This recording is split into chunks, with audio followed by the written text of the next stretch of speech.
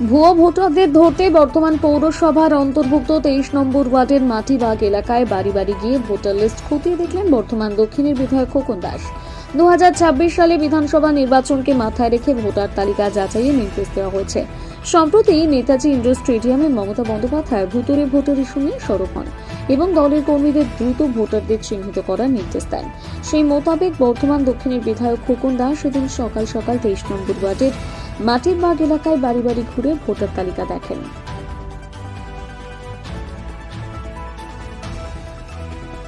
বলছি, রাজ্যের মাননীয় মুখ্যমন্ত্রী এবার ভোটার লিস্টে বাংলার প্রতি খুব জোর দিয়েছে, কারণ বিভিন্ন জায়গায় ভোটার লিস্ট করতে গিয়ে দেখা যাচ্ছে অজস্র মানুষের নাম ভোটার লিস্টে রয়েছে, যাদের কোনো চিহ্নিত করা যাচ্ছে না।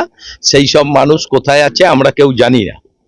তাই এবারও আমরাও চতুর্দিকে করছি, বিভিন্ন জায়গায় আমাদের দলীয় কর্মীরা এমএলএরা ভোটার লিস্ট নিয়ে এবার বাড়ি বাড়ি যাচ্ছে। আমরাও আমাদের বর্ধমান দক্ষিণের এই 23 নম্বর ওয়ার্ডে, এটা আমাদের নন বেঙ্গলি এলাকা, এই এলাকায় আমরাও ভোটার লিস্ট নিয়ে সকাল থেকে আমরা লোকের বাড়ি বাড়ি যাচ্ছি।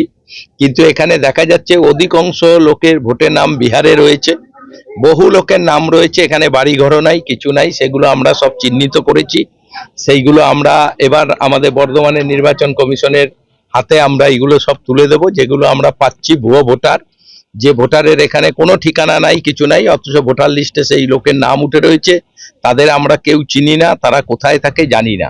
যার জন্য সারা জায়গায় আমরা বাড়ি বাড়ি যাচ্ছি। এরকম প্রচুর ভুয়ো ভোটার আমাদের এবার ভোটার লিস্টে ধরা পড়ছে।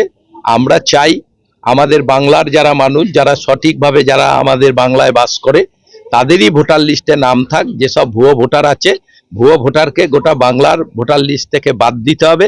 এবং তাই আমাদের রাজ্যের মাননীয় মুখ্যমন্ত্রী বলায় এবার ভোটার লিস্টে আমরা খুবই জোর দিয়েছি।